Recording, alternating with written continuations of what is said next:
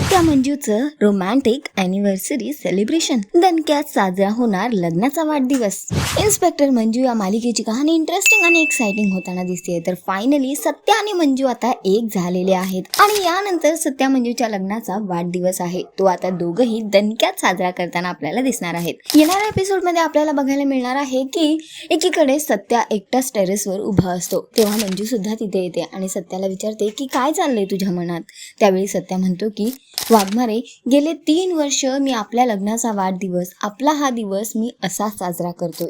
आणि त्यानंतर मंजू तिथून जात असते तर सत्या तिचा मागून हात पकडतो आणि दोघांमध्ये रोमॅन्स बघायला मिळतो।